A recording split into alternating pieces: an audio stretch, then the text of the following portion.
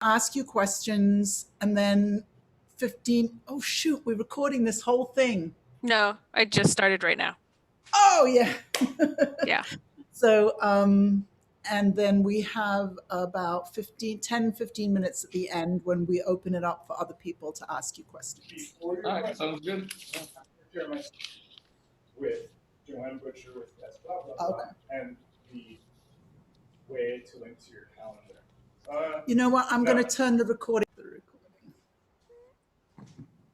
Oh, now, oh, there you are. Give me like 2 minutes to start the live. Michael just went to a different screen, so I'm just like, oh, where is he?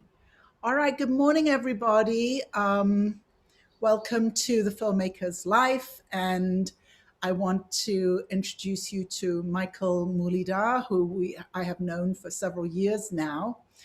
And Michael is from Trinidad and Tobago.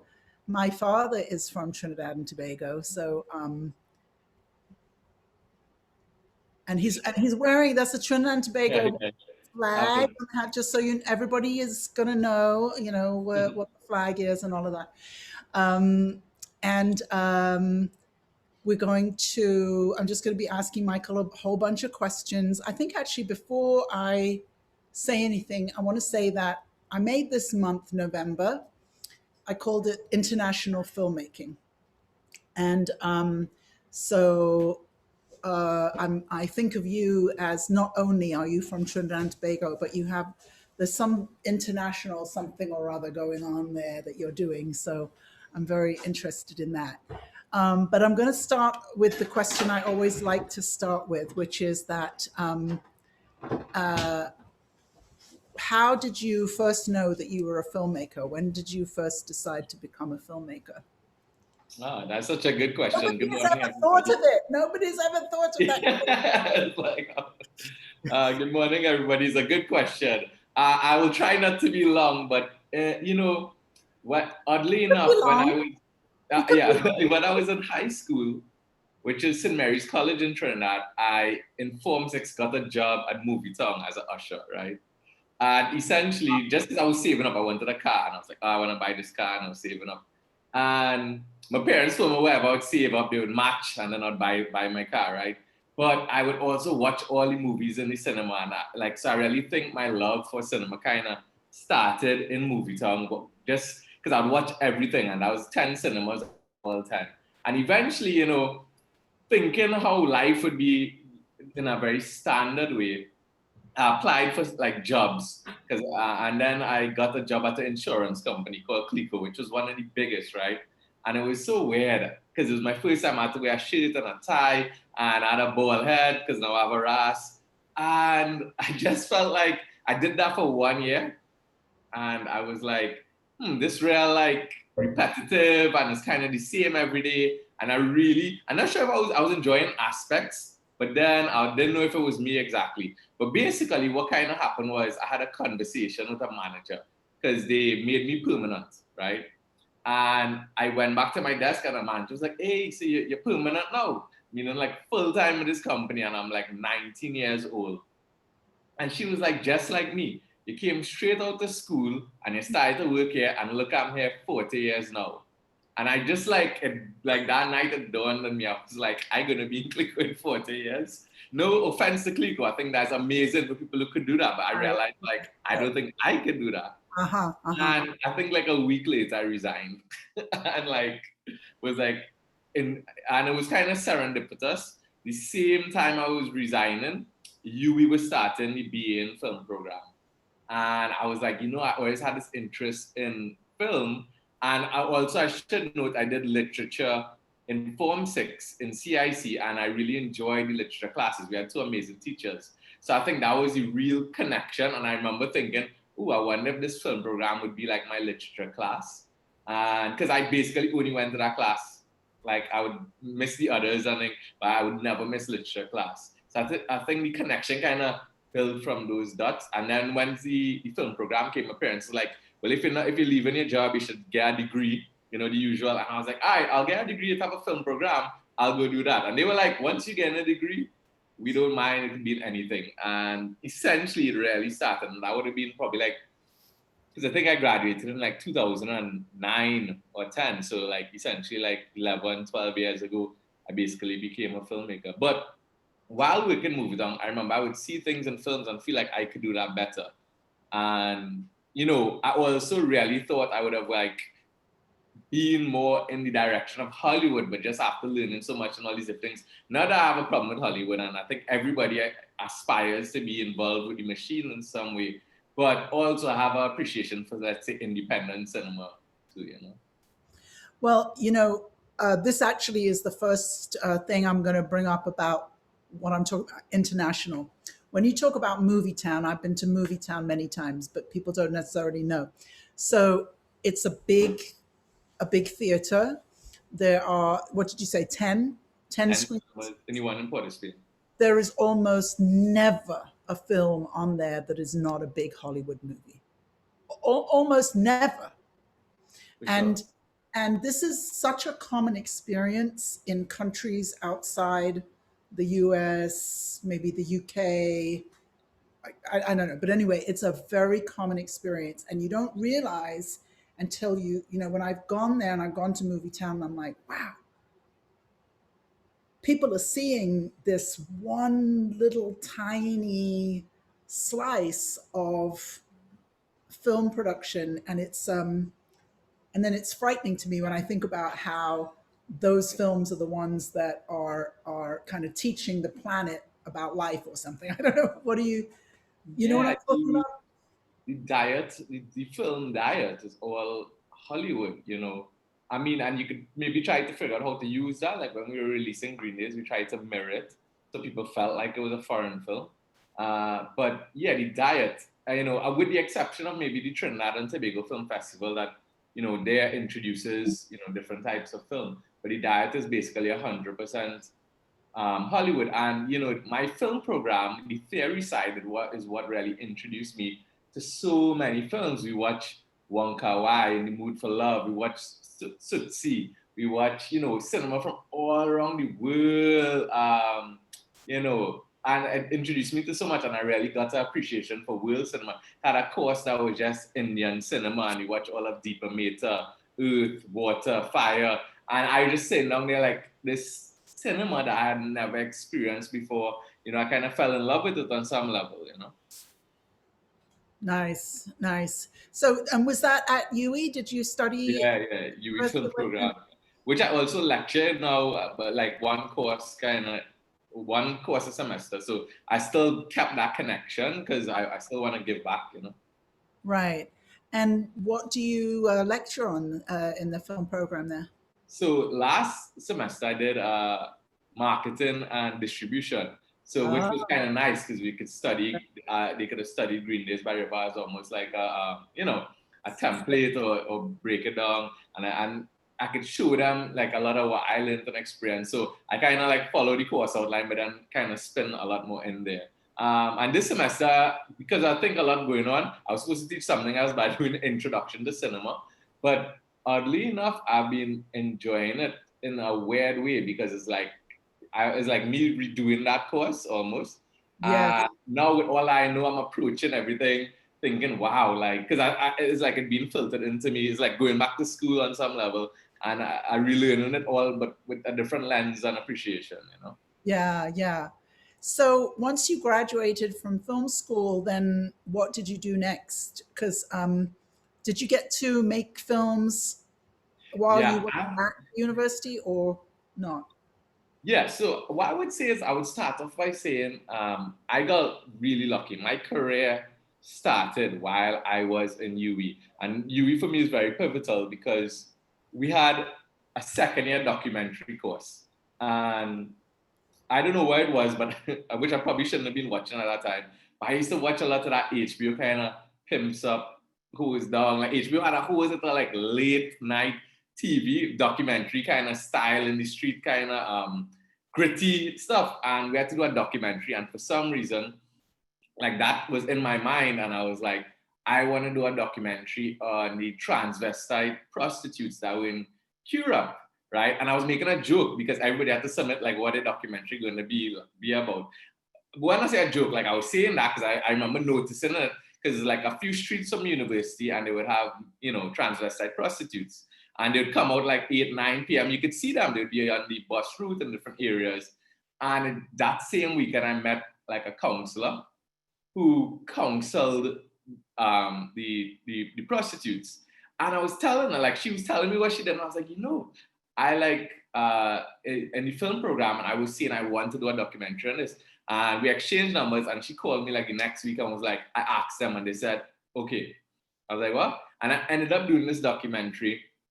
And it was weird. Like it came out well, and I was doing it kind of just in the street, very vox pop, discussing with them, trying to just rail in the heart of Curep, which is actually real dangerous because we were filming like 3 a.m. in Curep, and a lot of different things happened.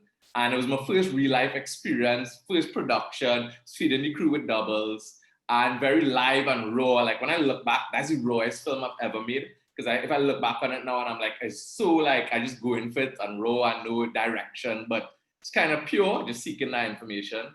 And it got accepted in the Trinidad and Tobago Film Festival, and within like a flash, news reporters are calling this, it was like in newspapers, Queens, because this is like 2008, this is very taboo for Trinidad society.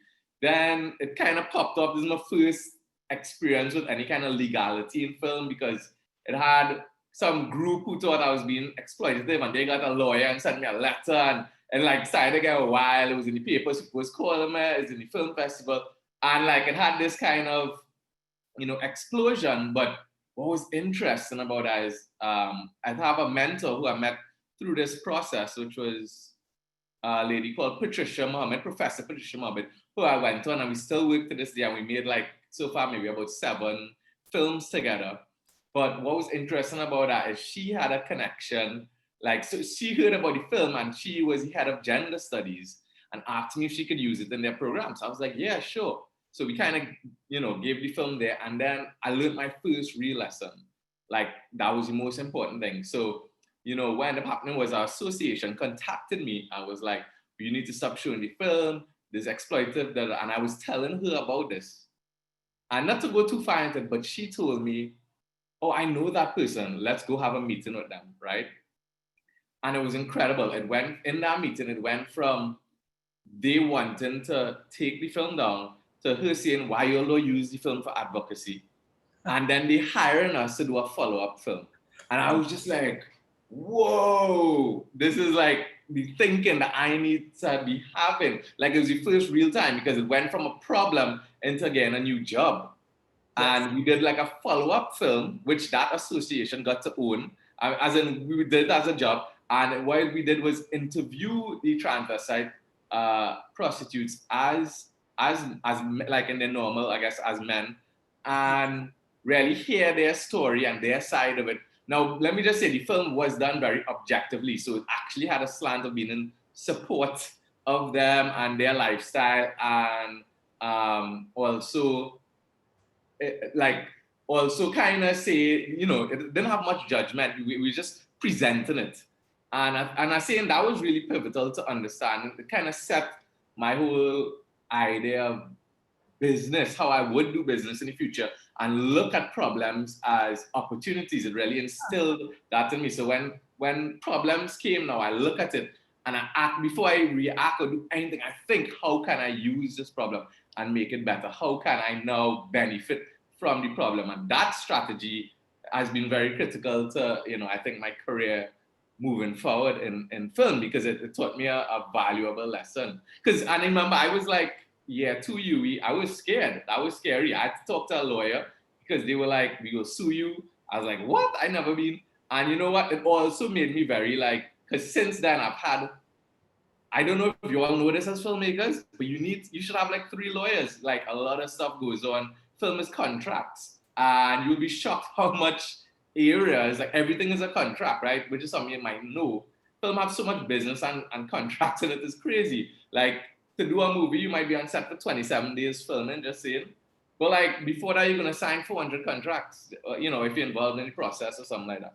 But the point, you know, that I'm really making is it taught me something. And, you know, that it went from that to now they were playing my film and playing the follow-up film at all the conferences and getting exposure, and if I could appear here. And so And very quickly it happened like that. And then, like the month after, Professor Mohammed was making a film called Coolie Pink Green. And she was like, would you like to work on this with me? And I was like, yeah. So just that one meeting ended up, benefiting me and making us collaborators. And to this day, she helped on Green Days by the River. We're about to edit a film, like an art film that she's doing right now. So I'm about to edit that for her. And so we continue to work together on it. So I just saying all the connections, and what I could say too, possibly at that time, I did one other thing. I formed a video production company called 24P when I was in university. And I just said yes to everything. I never said no. People were like, hey, you want it free? Not free. Because it was like grind time. And I just said yes. I would show up, I would learn whether being paid or not. And I just went to everything. And because at that point, it didn't matter. I was just like, yes. You need somebody to come out and shoot. I don't know if I can do it or not, but I'll come, I'll help. You know what, you're holy boom? Cool, I hold the boom. You need help editing? I'll try that. And I literally, you know what, in some way, I still saying yes. I mean, I'll try to like filter it a little bit because, at this point, some things might be worth your time, but sometimes I still understand like, it could be an opportunity, even if it's my free time that I'm missing out on. So I still say, especially if it's friends, I say yes. I'm like, yeah, let's do it. What was a Saturday of my time to help you and this, and you still learn and it's something, and then but it still works even when you do, like, I'm not an advocate for free jobs because at the end of the day, but in that, yes, most times, every time I've done something for free, always know about that, just doing it because I'm not even expecting something back.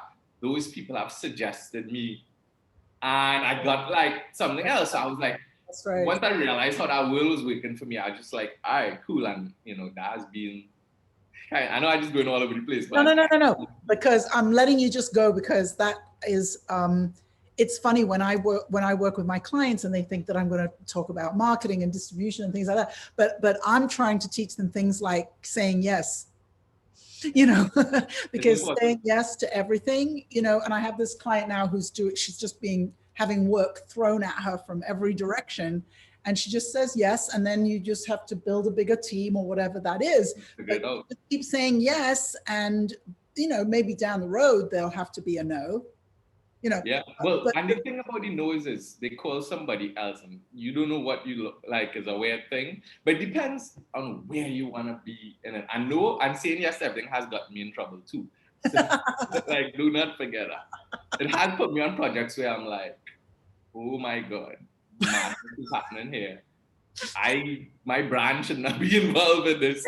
Or what am I going to do? And that's part of it. So, and from that now you start to filter a little more and you really do your due diligence. Yes. And say, okay, should I be, where am I at in terms of career? Like, is this something I should be on and doing? Right. I want to go back a little bit. Yeah. So back to the two films, the first film that you made about the transvestites and then the one for the organization. And you said you were going around and, they wanted you to speak here and there and here and there. Is that something that you found you were able to actually make money doing that? I try to package myself. Yeah. So for me, how I do it is I might, I'll use Green Days by the River, for example. I would be like, if you want to show my film, I wouldn't take a fee and I will appear. So, but I'm going to get from the showing of the film, So I kind of package myself within my products. I kind of view it more like, the exposure, but you're still purchasing something from me. So I've kind of been doing it like that. But definitely, I think the exposure and all this, I don't want to know how to say it, but like filmmaking is a game, right? The game, the PR side of it is a game. I struggle with that. Like, I'm not amazing at Facebook and social media and all that. I do post stuff. But what I realize benefits me is if I could build my brand so that you know who I am before I'm in a meeting with you to ask for sponsorship or money or equity within a project, and I'm entering that space, instead of me saying I did these things, but I'm entering now, like, they're like, yeah, I saw your film in Movie Town or Caribbean Cinema. Like, I loved it. That, like, entering from that position has a little more leverage. So it's in your benefit as a filmmaker to kind of almost promote yourself, because it goes further now when you're on your next project. So being aware of that, I'm like, every newspaper, anything, any call, yes, yeah, I'm doing it. Da, da, da, da. People will be like, yo, this man like wants to, but I actually dislike a lot of that because it's very exposing and you don't know if you're going to say something wrong. It could end up with a lot of it. But I understand, well, for me, I need it because I want to make bigger films. So I needed to get bigger. So I really view it like that. So the PR, and that way you can make it make sense for you as a career, because it's a scary thing sometimes. But I mean, eventually you kind of come up with your own script and you find yourself repeating the same things at all these things. But yeah, so I would say, yeah, I think it does. In terms of charging, what we were able to do is charge for all these screenings of Green Days by the River. So that is how we did. We got festival fees, and we luckily got the film in a position where it was hot on the circuit. So like, wait. Let's go back then. Yeah, you don't want me to go so far. I was talking about more in that kind of academic space and that kind of thing. But now let's come to Green Days by the River. So I'll give you the academic in one line. Okay. I have been hired by universities to make documentaries and corporate products and different things. And that's due to the exposure of just doing things and being available to them. So it works. Yeah. Right. I don't worry about the fee. I'll appear anywhere for free, but you know. Right. Okay. So you're making all these shorts, you're doing well, getting exposure. What would make you decide, let me take probably the most popular novel in Trinidad and Tobago and make a film of that? And you see, and it depends on how, and this is how it goes with your first feature. For your first feature. My first feature. Right? It's like, what would make you do that? Yeah, I could give a little backstory. So let's say that is not on my radar at all, and I'm making a film called The Cool Boys, which is a short film. It's the first one I'm making coming out to UV, and the first time I have a budget. I got 200,000 TT dollars to make this short film. I don't know what I'm doing. Just about 30,000 US. Around 30,000 US. That's a lot of money for a short. Yeah, the Trinidad and Tobago Film Company, they had like a call. I wrote the script in 3 days. I was like, I just saw a call. They want films for this age group. I wrote the script in 3 days, sent it in. And get a call like, yo, we've been accepted. And I was like, cool. They give me $200,000. I coming out to UE. Remember my last couple of things I did, I fed the crew with doubles and an early show. And, you know, that was a crazy process, but I learned all the mistakes. The film didn't come out that great. I think it's okay. I learned all the mistakes, where not to put the money, where you bad spend. Like without that film, I can't make Green Days by the River, you know, without understanding how to get the money on the screen, right? Which you know, is kind of also like a process as a filmmaker.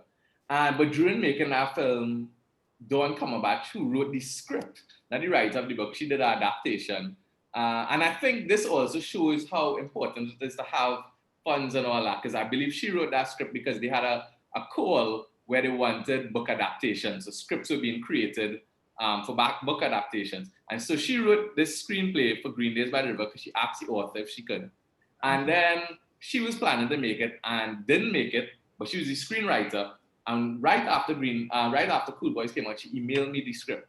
And I remember being like, oh, I know I'm young and rebellious and this in the bush and kind of slow and I don't know. And I stayed there, right?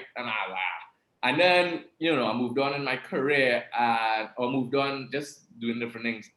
And I wrote this screenplay that I wanted to make. And, you know, it was weird. I met back up with my producer who did Green Days, whatever, which was Christian James. And he had just finished his master's in producing. And I had felt like I was ready to make a feature film, like after doing all this. And he was in Trinidad. And I was like, Christian, we didn't see each other in like 2-3 years. I was like, yo, we need to have lunch with me. And he was like, and we go for lunch. And he was talking to me and I was like, I was like, you just finished your master's in producing. I want to make a feature film. have to make something, right? And it was weird. We went through this like process of like trying to identify a project. So that's literally how we were doing it. And I was like, because everything he was like, no, nah. I was like, I have a script that I think might work. Because like, and that is how the research ends. And I went through my email and I was like, read this. And he was like, and we both, and I think I read the script first, then I went and I bought the book.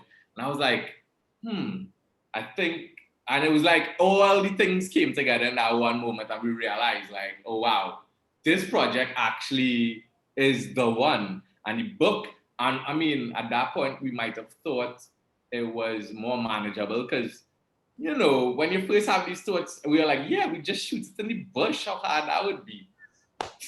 Need 200,000. I was like, yeah, we probably get like 200,000 TT. Like we were totally wrong about everything.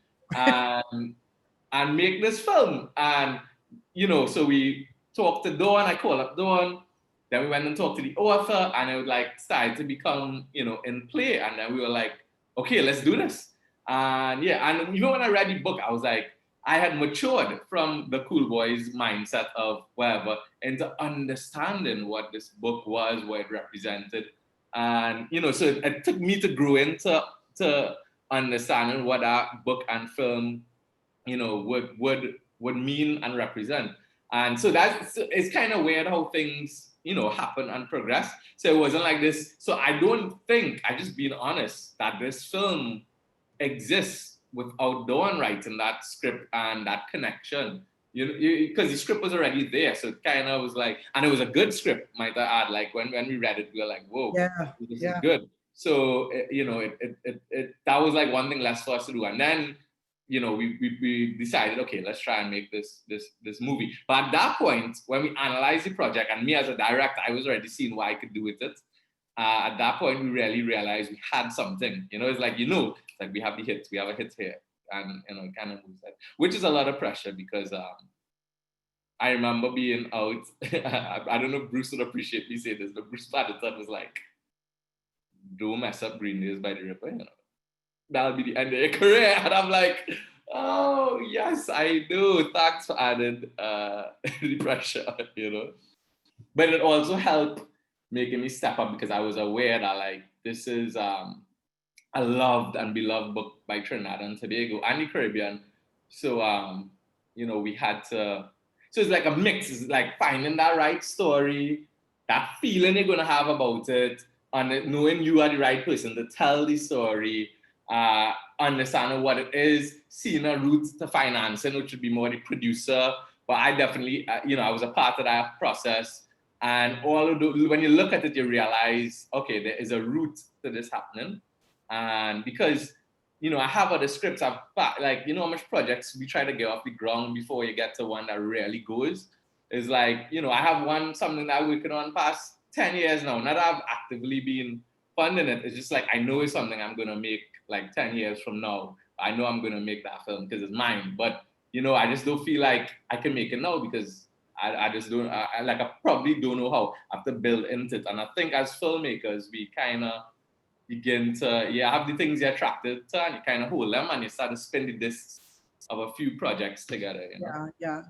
When you and Christian settled on the idea that you were actually going to make Green Days by the River, and as I said, a lot of people on the call wouldn't know about this book, but it really is a truly beloved book in Trinidad and Tobago. And Michael Anthony, the novelist who wrote it, is a very, very beloved celebrity, in the country. For sure. He's been 90 this year. I talked to him once a month. Yeah, I talked to him. Oh, wow. He doesn't look it, No, he's good. He's a lot younger than that.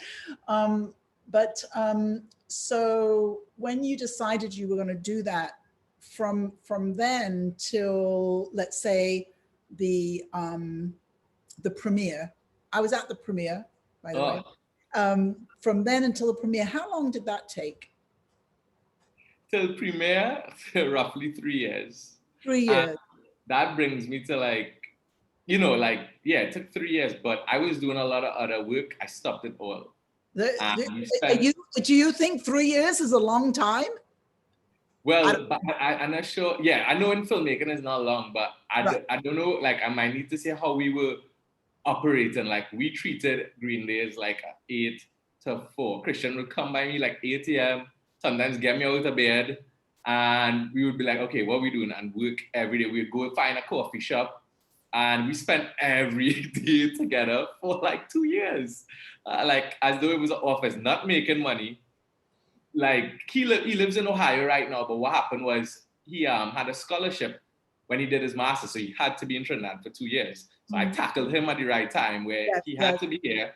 So I'm like, why not make a movie while you're in Trinidad for 2 years? I think we got one other job, which was we hired us for a project. So we had one big kind of project, which we were kind of living off of, which allowed us to just focus on Green Days by the River. But for one full year, all we did was finance. I talk about we didn't cast, we didn't do rewrites, we did nothing but finance, which was like 2,000 and more meetings with every company to get like 6 sponsors. So look at that ratio, and we went to that is an amazing piece of information. 2,000 meetings to get 6 sponsors. I just want to say that again, because that is, I just want to say here, sort of from the international perspective, what I really understand is that in Trinidad, it's more likely, even though it took you 2,000 meetings to get 6 sponsors, it's still more likely than, like, a lot of people here are in the Bay Area, for example. But because you're working in a very specific niche, it's more likely that you're going to get sponsors because you can be marketing that sponsorship to Trinidadians, which is, what's the number inside the country? Say 1.3 million. 1.3 million. And then the diaspora is? Well, it's big. Hopefully a couple million. Probably more people outside than inside. Yeah. So, those companies are already marketing to that 1.3 million, and they're marketing to the diaspora. Some of them don't market to the diaspora, some of them only. So those sponsors are very familiar with their market, which is a very specific market. And then they can see how something like your film could actually translate to speaking to their customers, right? Yeah, and I would add to that and say you need to do like almost like a SWOT analysis on your film. And like I was like, Cricks and Coca-Cola I will get for sure, because in 1952, Cricks is like a biscuit in Trinidad, and these companies were around. It didn't end up working out. We didn't get them. I think we got some actual Coca-Cola and water from them, But I'm saying that to say, like, so the product placement might work, but then what you do is you begin to say, you know what, because people genuinely want to help you. They'd be like, oh, I love the project and I might be able to help. You just say, well, could you connect me to anybody you think might be interested? And then, so they send you somewhere, and then you kind of begin to build this network out. And what also tends to happen is conversation. So they might meet somebody else and like, oh yeah, those guys came and talked to us. So you just spread the net. You just go and you try. And I printed out leaflets, sponsored leaflets, and I had like about 100 in my car. And anybody, I run back to the car, I'd be like, yo, well, just look, if you know anybody, give out one. It's like that constant kind of like, and we had the packages on there. And one thing to note, me and Christian would play a kind of good cop, bad cop, kind of weird, or I would be more like creative and producer. So I would come in like a jeans, maybe a rip, this corporate meetings, my hair kind of like artist mode. He would come in like a suit or shirt, jack and thing, and I'd be there like, so this is what we're going to do with the creative. Like we'd sell it. I'd be like, we got put the camera here, this is color scheme. I would be in director mode. He would be in full business / numbers, business language, lingo, and we would kind of approach it like that. So they kind of felt confident. I think these two guys could deliver what they're promising. So like, part of the pitch is a show. You had to learn to do those things a little bit. And I don't like pitching, but after a while, you start to see what strikes people after you do 100 meetings. You're like, they always respond when I say this. They always respond when I say that. So we add that in the script. By meeting number 200, we like, I know what he coming with. I know when to tell me. He'll tap me on my knee. I'll be like, no, he coming in with something. I like, okay, you go fit. I'll tap him. And, and we kind of working. It had a meeting. I can't say the company name. I'll just tell you all how thing it is. I remember I was like, we got 10 no's from a company. Like, no. I started with like assistant manager. This one, we reached the CEO, right? But I'll tell you how we get the CEO. So that's 10 no's. And I was like, Christian, this company don't know it, but they have to give us, because we look at their brand values and we are everything. They stand for culture, they stand for this, and they had given other films. I was like, we have to get from them. So we drive down to where we thought was the head office and go to the guard, and we knew the CEO name, and we have a meeting with this guy at 1 p.m. And the man was like, what? You sure? Because his office is his office is actually in like a private building. I was like, oh, but we had the wrong place. Where's the right place? So he gave us the address. It's Trinidad. Go down to that meeting, that building now. Security there. I'm like, yeah, we have a meeting at 1 p.m. at so and so. Well, probably now 2. And security is like, you sure I'm a senior on the list? And the guy just happened to walk by, like he was just crossing something. And I was like, and the security looked at him like, he was just like, what? And I was like, you can't remember you met us and you told us come and talk to you. And he was like, I'm going into a meeting. If you're here when I come out, I'll give you all 10 minutes. And we were like, all right, cool, right? So we wait. This man made us wait like 2 hours. I saw him pass on the meeting. I think he was just testing, like, let me see how long my belly growling. Like, I'm like, whoa, how long we gonna wait? Eventually he tells security, I let him in. So we go and we end up in like after all that 3-hour long meeting with this man, right? And it seems like we're getting through. And, basically, it kind of really feeling like he's like sending us all these things. He leaves real excited, so we think we in 2 months, no word, no answer, nothing. Almost like 6 months pass. I'm like, oh my God. And then, I think we might have filmed or was in the process of filming, and money were basically out. And I started to say, okay, we had to hit back all the places, like all the no's, all the yeses we thought would have come true. And we went to a meeting there, and this time they sent like our assistant. So I scheduled a whole lot of meeting. I think they kind of were like, we told these guys already, and they sent this assistant. We were supposed to meet with like somebody you could sign off on it, and he sent his assistant. And we spent our whole meeting. I was like, we're not gonna pitch to you. I'm gonna tell you everything you need to say. And we taught this girl, the assistant, the pitch. And I was like, I don't think you understand. You need to go to your boss, and you need to sell this first. You need to go, and these are the points. These are the talking points, and this is what you need to say. And we got called the next. Like, she went to her boss. She told him, I think we should do this. She convinced the boss. And the next day they call and give us the sponsorship. And that's when we needed money. So that was like 12 meetings a year later, real work to get this sponsorship. And it's because I knew that company. I was like, it is a fit. They don't know it's a fit, but it is a fit. We are a fit. Like, so you can't say no. And like, just having that is how it happened, Michael, it's so great. I love hearing this story. And I know that a lot of times, filmmakers, we want to talk about, what it's like to direct and write and act and all of these wonderful creative things. But this to me that you're describing, this is why you were able to make that film, because that is like relentless pressure on the people to give the money. I can't tell you how many times people will say, oh yeah, we had a meeting and that I didn't get anything. Yeah. You have to know it's a fit, and then you have to work it, right? And keep working it and keep working it and keep working it. I did things that you're not supposed to do, because I think I had desperation in my eyes, and people were like, this man, like, because I'll just give you all a story. We pulled the Christian, I would say. I was kind of wary. Being a good producer, he pulled a certain trigger. And the trigger was, he's like, Michael, we need to film. I press and go. We had half the money, right? Right. I was like, he's like, because if we miss this summer, I don't think it's going to happen. I was like, all right, we'll figure it out.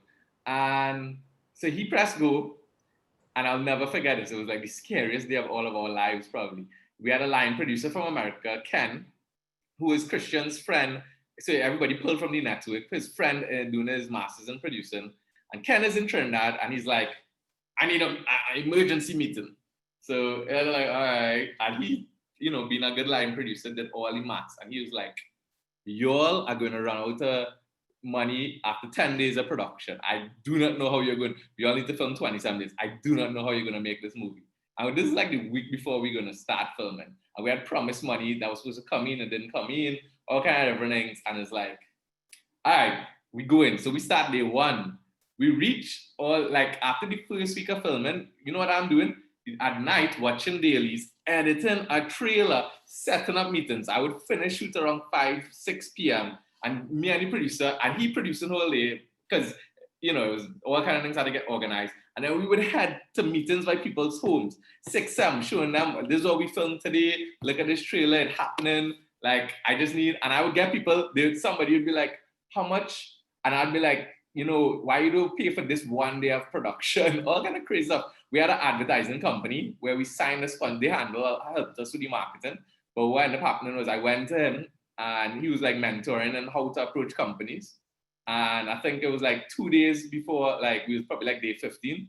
And I remember showing up, I was in gardener boots because we were shooting in the bush covered in mud. I was smelling. And I called his assistant. I was like, I need to see this person now. And he was like in office still. And they were like, I was like, no, it's an emergency. I need to see him now. And I just show up at his office after filming, and I was like, I don't have money to run like 2 days. I have 2 big scenes. I just need to finish that, and then like the small stuff we could figure out.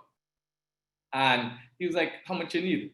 And I was like, I think it was like, I was like, it might be like 30,000 to cover these 2 days. And immediately we work out the deal. He was like, all right, it's sponsorship. I'll take some equity stake in the film, and also, we'll handle the marketing for when it's time to distribute, right? So we look at, so like they signed off on the trailer, they helped with all the billboards, they did like a whole bunch of stuff, helping with artwork and strategy. They set up all our media and press and all that. So we got like, IRL got, and then they put their name on it too, on the poster and all those kind of things. So I just say that's how you kind of work it. But eventually, right, I went back to pay him back because we had reached this point where we, got enough money in and we were trying to pay back investors because we had private equity in the film. And I went to him and I was like, and he sat down and he was just like, but how is the film making money? And I was trying to explain to him. And he ripped up the check. He's like, nah, it's okay. I really wanted to help you all. You know what I mean? So it's like things like that, you're really tapping into people who want to help and support, the making of a film. And I think for a first-time filmmaker, that is the journey, because you need to prove that you are an investment. So it's basically by any means necessary. I feel like we talked a lot about on the business end, but on the directing end, you have to be as much work as you're doing on the business, you have to be doing on the creative side too, to make sure. So I would direct the film at night, with my eyes closed, like, oh, how I'll do the scene. And I was reading books on and you know what I researched too? Like simple things, like I'll just give you all some quick tips to help me. I was looking at problems first-time directors have, and one of the major things that came up was they don't know how to enter and leave a scene and to connect 2 scenes together. So they could direct the middle of a scene, good, but they don't know how to get in and out of scenes. And I was something I'd never really thought about on that level. And I was like, you know what, for real. And that's why sometimes first-time filmmaker films could feel disjointed and feel chapter-like almost, right? And I guess the editor could, of course, bring all that together. So I really started to pay attention to the start of each scene and the end and how they would connect. And that's why if you watch Green Days by the River, maybe I'll post, because you can find it on Video on Demand on Vimeo. I'll post a link. Yes. If you pay attention, you'll see a lot of the scenes start to link. Like we have a scene where the head of a caiman is cut off, which is, not done in real. And it had the next scene, you see like a red snow cone, and we kind of match frame them, right? Uh-huh. And because I was trying to think about, and of course with my director of photography, we really broke down a lot of those things to make sure it didn't have that kind of amateur feel. So there's a lot of things as a director now you have to begin to learn to manage. So it really is like a baptism of fire for his feature film. Yeah. And I don't want to say it don't get any easier, especially in the independent scene, you know, because like one of the problems that I felt like I ran into was, so Green Days by the River, say we could view on some level of success, but I had a real issue of I had tapped everybody, like, as in, it didn't have one person I could think of that I could go to for like financing. And then I felt like, so I like, honestly, like I know about to approach people for like, if I had to do a film right now, the reason is I need to put a little two years distance, because as much as people, because Trinidad is a small community too, so as much as people wanted to help and all this, you didn't want to end up them feeling like, oh, this man has just come like you know, and ask for money. You don't want to be viewed like that. So, you know, it's kind of like you have to balance a lot. Yeah. Yeah. Do you think though that you could go back to, let's say, those 6 sponsors? Do you think you could go back to them now, and that that they had a positive experience with the film? Yeah, I think they did, and so I think all my relationships pretty strong still within all those things. So I think, yeah, but I know so many people have moved and different things, but I do think, like, you know, but I wouldn't just go back out of going back sake. Like, I really try to analyze who are the right fits for a project and break it down. And I should be known, one last thing, because I know I'm looking at the time, it should be known that the author told us there were 800,000 copies of this book sold. The book was published in 1976. So you have to keep in mind that we knew it had, a readership of 800,000 out there. And the book had been studied in schools. So it had a big academic side that we always push, the educational side. And we did get like an educational distributor. We have a few distributors with the film, you know, and so the film does sell to universities and Cultural Studies Association programs, and so it have a whole side that you might be thinking about, you know.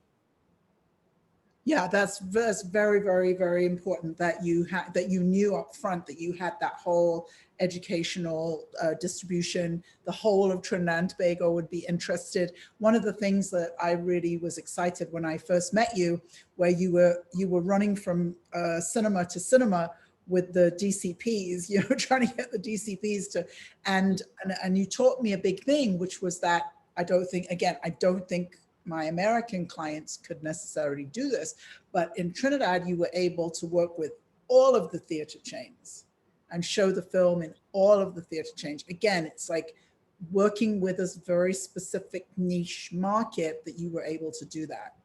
We viewed success of Green Days by the River. We 100% created that. Me and Christian called every cinema in the Caribbean. Yep. And convinced them to play our movies, right? And recall them. And that's how we did a Caribbean ride. We released it, didn't have no distributor. We had a guy from Gold Mine, that is a distribution company in Trinidad, and we would go and talk to him. And he would just sit down and he was like, Ale, when you're going to get 2 weeks, you know, and then we were in cinema 2 months later. That's and right. He was like, you know, and but he gave us all the links. He told us how to do it. He's like, you want to have the trailer in the cinema like 2 months before, so people seen it. This is when you want to put up your posters. He's like, look for a space when they don't have a big film coming out so you could release that, because your movie is a smaller movie. You don't want to go up against a big Hollywood film. And, you know, and he even pinpointed, he's like, I think this date would be the best date. These are the emails and phone contacts of all the other cinemas in the Caribbean. Like, along the way, a lot of mentorship and a lot of people gave us answers. And that, honestly, is why I free with my information. Is because I was like, if people didn't give me this information, it made it so much harder. And then even when you get the information, you have to go and do the work. So, you know. Yeah, that's great. I've decided from now on, I will expect all my clients to shoot all day and go and talk to sponsors at night. I was looking, I slept for weeks after that. I was looking like a mad. My eyes were in the back of my head from no sleep, you know. So I just want to open it up to questions in the last few minutes. And before I do that, I'm supposed to say that my name is Joanne Butcher. I have an organization, Filmmaker Success. I work with filmmakers. I help filmmakers basically around all of the business side, which is why I get so excited talking about the business, because I feel like, you know, filmmakers just don't know enough. And so that's how I help my clients. So if you want to talk to me one-on-one, talk about working with me, look in the chat and we'll put a link to my calendar there so you can set up a time to talk to me. All right. I gave you time now to ask a question. So if you want to ask a question, please raise your hand. Maggie and then Rolf. Thank you for being willing to ask questions. I loved it. Okay, go ahead. Go Maggie and then Rolf. I think Maggie, you have to unmute. Yeah, you're muted. No. There you are. Okay. Hello? We can hear you now. Okay, yeah. Perfect. Hi, Michael. Great to see you on here. I guess I want to know what inspires you, if you're thinking about your next project, what inspires you? And I also was wondering on what level you work on, perhaps like an intuitive level, during the whole process, during your life, when you're shooting, do you go by instinct? Sometimes. Yeah, I think, you know, I'll start to the first, like looking for a project. I guess you want something that, because you're going to have to live with it for so long, you definitely need something that you're going to be interested and captivated with, because on some level you have to live with the material and kind of, you have to make sure you can get fed up of it and still continue, kind of, like, if that makes any sense. And because, you know, that word inspire, sometimes to me as a creative, it feels just like a word, because in the moment it's not like, oh, I feel so inspired right now. Why I actually feel is like I feel so much pressure right now. So it's almost like, you know, I think it's like to execute is a sense of tunnel vision, but to creatively do it's a sense of being captivated and feeling that this story needs to be told. And I think that really helps, you know, to drive it. And yeah, and then like when you're reading something, I might feel inspired, like, oh, I know I would do that scene, that would be amazing. And then you might start it, you know, it's basically a puzzle, right? You might, oh, that music might work.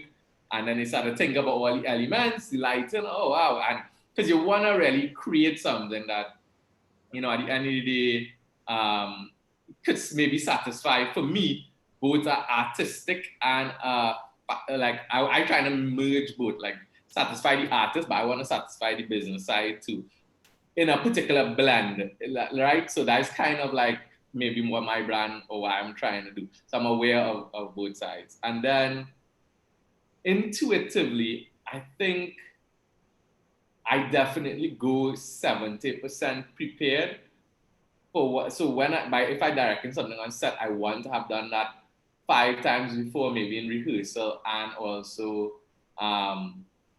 you know, like the blocking and discuss with the DP and really know, you know, something I learned on Green Days by the River is to run like a full blocking for the crew and everybody to see, even before the actors go for makeup. So everybody just on the same page as to what we're going to shoot, and I will save your time in the long run. But I think intuition, all filmmakers should have to trust your intuition and kind of go with that. Like, there's a moment where you're in the middle of the film where I think you feel the movie and the movie tells you what it needs and is a space to cut or add, or you still have time to do a lot of the shifting that you might need to do. It probably is there's probably a lot of intuition happening, and I think that's why it's important to be exposed to a lot, do a lot of reading, do a lot of watching movies. You need a wide sense of place to pull from, but cinema as an art form is very much an apprenticeship. You're an apprentice to, you know, and trying to maybe move the boundaries a little bit and grow. But the reason is an apprenticeship is like, you could do anything and there is a story there and you could pull from that. Like for me, I just got back, I came back to Trinidad in February. I was in London for the last 2 years and I'm full of stories from those experiences and the hardships. I was like an immigrant, you know, trying to survive in that city. So, I mean, I went to school. I did a master's in international film business, and that's because, and earlier on Joanne was saying that one for international is I don't want to just be in a bubble making films in Trinidad and Tobago. I want to see what's going on in the world. And that opened me up to so much because I went to Cannes Film Festival, Berlin. I was part of the European film market. I went to London Film Festival. Like I saw Europe, and I was like, okay, for my next film, I should have a sales agent. We wasn't looking for no sales agent when we were just like, let's make Green Days by the River. And just to say, doing it that way, I had full control of everything. But you know what? We were exposed and vulnerable spiritually, mentally, financially, physically, because we didn't have help from anywhere. We're not attached to anything. We just creating this product. And then when we finish creating it, what do we do with it? And not connected to anything. So I did it back to front. So now the approach from that shifting to, okay, let me build out a financial plan that includes companies and producers and maybe something that could connect it to something bigger. And that's why the process to our next film, I just want to be a little more prepared, less stressed. And, because we were gambling, if I look at it now, gambling in the context of that film could have not get halfway through, could have shut down if people didn't help, right? So luckily it didn't happen like that. And then then this conversation would be totally different. This would have been the what not to do. So you don't want, I guess it's all calculated risk. And I think intuition is so important. Something as simple as being connected to the world in terms of, I feel like when you're going into, I'm going to connect back to that. I feel like when you're going into production, you want to be in a space of mind where you're creating for the joy of it. And if you're under too much pressure, that could disconnect you. You want to be connected to the fun side and this, and and I feel like I missed out a little bit on that experience because it was just so much on the shoulders in making that film. It was like more like survival than, it's a glorious day and we're shooting and it's so nice. It wasn't that. It was like, you missed 2 scenes for the day. We're going to put that up this other place. This had to happen. I need this to sign off. You don't have money for that. Not how you want to be directed, right? Maybe the film would be better if I didn't have to worry about all those things. Because now my brain in other spaces and not creatively where it's supposed to be. So I want the opportunity to direct where it's like, yeah, look your chair there. Look Video Village. Put your feet up now. Yeah, I mean, I don't know if everybody ever has that, but I totally understand. I don't show my stress, but people who really know me when I was on set, I was maxed out. I was so stressed. Yeah, I wasn't even the director. I think that is the challenge of independent cinema. And you know what, though, what I appreciate out of it is it exponentially forced my bandwidth to grow, right? So like if I was here, it's like, but like that traumatic process, how much could we go through that? It's like you grow so much, but it's like traumatizing. Like you need to come down from that and be alone and be like, okay, am I okay after this? That's real. Yeah. Thank you. I want to see if we can fit in Rolf and then maybe Alberta, if we can squeeze sure. in. Go ahead, Rolf. There's a quick question just about cinematography. What kind of camera did you use? I'm assuming it was digital, and what kind of resolution did you shoot in? Yeah, I have gems for days, right? So the DP had a relationship with Panavision, and we were like, yo, like being from Trinidad and Tobago, you could do 2 things. Like Trinidad have stuff going on, or you could be like, we don't make films. Y'all want to rent us a camera package at school prices, like if we were college kids. So we did. So it's crazy. There's a Trinidad and Tobago film, I'll tell you. Panavision, Aria, Alexa, the big one, not the mini, because the minis have now come out, but we got like great pricing, like student pricing, basically from Panavision in LA. We color corrected Technicolor, doing the same thing. We're like, hey, yeah, we just shot with Panavision, like a school production type of thing. Could we get a week in Technicolor? They were like, Trinidad and Tobago, we actually color corrected a Trinidad and Tobago film recently. We'd love to have you. Got the pricing well. So I think it was 2K we did it on because we probably wanted a higher resolution, but the issue was I think hard drive space and all that. And people along the way really helped me. I was talking to one of my best friends, a guy called Ty Hodges. He lives in LA. And I was like talking to Ty about this movie, and he was like, Mike, you should make you shouldn't make the movie that you have the resources for. I was like, because I was like, oh, we had to buy these hard drives and all that, and shoots at a higher resolution and all that. And he was like, make the movie, like obviously push it to the limit, but he's like, never forget you should make the movie that is on your scale, like, because that's what is Crash Things. And then I was like, I've given up all that. Let's just shoot it on the whatever lower 2K. You can't tell the difference. Use these hard drives, like let's not push it everywhere. Did you ever have a problem screening it at 2K, or did you just upscale to 4K or anything? DCP is a 2K DCP. I've never had a problem anywhere with any distributor. Not across the board. You can't even tell the difference, because I think, agree. yeah, you can't tell the difference. And luckily, and what I learned too was simple things like, we did a lot for day for night and this and that. And the whole purpose of using Arri Alexa is like, if you're not going to do good post color correction, then you could use a different camera. Like, to max out on that, you need to go into a good post color correction. And we even did our sound design was Laura Cartman, a lady in LA. And same kind of thing, we reach out to certain networks, and this is sound design. So Laura did the score, and this is sound design, did the sound design on it. All those companies. So I was out in LA for like 3 months. So in a weird way, I actually got like a real Hollywood experience, and I also learned you can mix and match from Hollywood. You can pull what you want from it, right? What you need, you could purchase it. So, because all these studios doing independent films too, they all working on both sides. Yeah. So it's interesting. Nice. We're going to take one more question from Dr. Alberta, who's calling in from Trinidad. So go ahead. Yay! Hi. So I just want to say, yes, I just want to say congratulations to Michael. This is the Green Days by the River memorabilia bag. And just so that everyone could see. And my question would be, how do you push through when you sort of like paving a new path in terms of now bringing a novel, a local novel to the film screen? Like, how do you push through wanting to do something new when there may not necessarily be a path already out there within your context? Yeah. But I didn't understand the ending. I know, I have many ideas. I have a lot of things I would love to be doing right now, and we all, but the ending always said, like, how I push through, like, and wanted to make other products.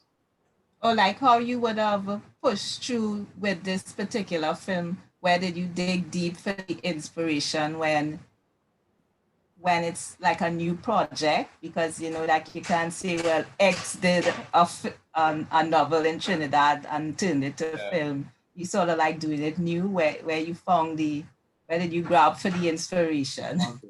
Yeah, and keep going. You see, and that's that word, inspiration. At the end of the day, it's just all hard work. But I really think, this might sound weird, but it had a moment where we couldn't turn back in that film, and we were past that. The only way forward was to go forward and complete it. And, to tell you how serious it was, is even after filming, and we had certain money owed and all that, I say the inspiration kind of ended up being like back against the wall, is like a weird thing. And the reason I refer to it like that is like, we were looking for an editor, and I'm the director, and Christian is the producer, and we edited the film. It's because we realized, God, we have to pay this editor. I think we had $20,000, and we went and bought an iMac.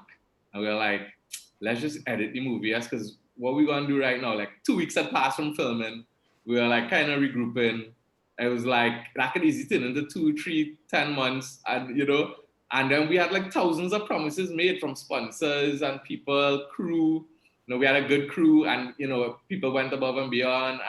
But we had like, so at that, at that moment, it's like, we decided to edit. Like, all we did was buy this iMac, put this is my office right there in this very room, and we started to just edit the film. And then throughout the process of editing, I relieved some stress because we're moving forward, and we went back and raised some funds and started to get different things going. And I just saying, so inspiration. Like I don't even feel like a creative. They're just wise dudes. So I feel like some of these works, I don't know, like it's weird or being a business person or all that. It's kind of just like the reality is you're in the space where you just have to do everything that needs to be done to make the project.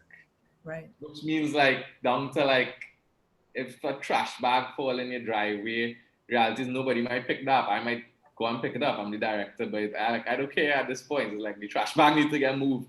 And I go into that mode and it's like it could get scary and you're like, you know, we need to shoot. Like, you know what? I know you all set it up and all that, bring the camera. At least let me do some checks. So, you know, I kind of get into that. And that could be problematic because if you know how a set functions, you know, people could feel a type of way when you begin to venture into their department and take control because you feel like, and these are lessons you had to learn. And so I think like having conversations about making sure everybody there for the same goal of making the film throughout the process is important. And kind of getting everybody on the same page and maybe encouraging leaving of egos at the door. All those kind of things really kind of help to push it forward. So, but I feel inspired when I'm on my personal time more than anything. Like if I'm reading something or watching a painting or I'm reading a script, that might inspire me in those moments, but I really don't feel connected to inspiration when I'm actually doing the on set. I should, like, I don't know if that's a weird way to say it. Like on set, I just get home and I'm like, thank God it happened, it worked. I just want to like do nothing now. Like I try to finish a movie so I could get to do nothing.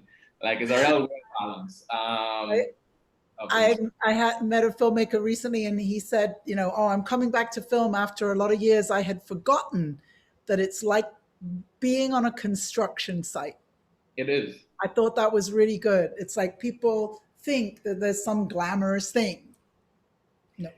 I realize how low maybe I want to say clean habits might be when you're on, like, because you will wake up and not bathe and go to set if you're late and do everything and be around people and be in your sweatpants and it's like that becomes the most important thing. You see, the rule is this: time and money are your enemies, right? And I think if you're smart, you can approach it. Like if you watch your approach at Green Days, they'll have a lot of coverage. And that's because I'm trying to save time to get to the next scene. You know, I can spend more time on the coverage and miss a scene or make up time. And I'll just say, you know, because I know I'm running over time. What we did, though, that really helped was our production manager who did the schedule. With my first AD. The first AD did the schedule as well. So I guess they had a discussion. But actually, it might be more the first AD made a decision because she early on told me, she said, Michael, this film is a big movie you're making. You're not making, because she read the script and she saw and she was like, this going to be hard for you to accomplish. Like, I don't know if you have the resources. Like she was well aware, having done a lot of films. And she was like, we're going to put all the hard scenes, all the big. So I did 3 filming and a school dance and dogs, pelting the fire the first week. Because she was like, if you could get through all the big scenes in the movie, even if you can't make it, you're just doing small stuff after that, which was brilliant on her end. So by week 2, we shot everything that was big. So as we running out of money, as we losing our resources, now we could scale back crew. And the second and the fourth week, the third and fourth week, we shooting small crew. My mom making breakfast, but we finishing the movie. Right.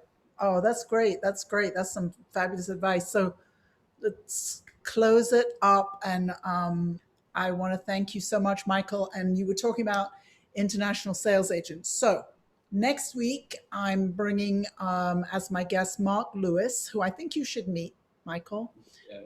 He specializes in sales, mostly of television, but really of everything, to Africa and also the Caribbean. Oh, nice. He's really amazing. So he's going to come next week. And then the week after, I'm going to have Ben Yenny, who was actually my first guest when I started The Filmmaker's Life. He was then a producer's rep, but now he's formed a distribution company with some other distribution people. and they're called Mutiny Pictures. And Ben Yenny and Colleen are coming on as my guests. And the Mutiny Pictures is also an international sales agent. So I told him, you know, I'm doing international film making in November. So I particularly want them to talk a little bit about international sales agents work. So they'll be on the 19th, and then it's Thanksgiving. So we won't have a session for Thanksgiving, but I'm doing this whole international month. So thank you so much. You were a fabulous guest. Oh yeah, I hope you all learned something and I didn't say anything wrong. No. You only said good things, but as I said, I'm raising the bar for my clients. They have to shoot all day, go talk to sponsors at night. No, I'm joking. Yeah. A link where people who have, if they're interested to see Green Days wherever, is on video on demand for. We put it. Oh, you put it in the chat as well. Yeah, we put it in the chat. So yes, go watch the film. And now that you know all about the dark stories in the background, now you can go and see the film and just know what it takes to put something like that together, you know? So fabulous. Thank you so much, Michael. No problem. Bye-bye. Bye. Cheers. Good to see you, Ralph. You too. Bye for Good to now. see you, Keith.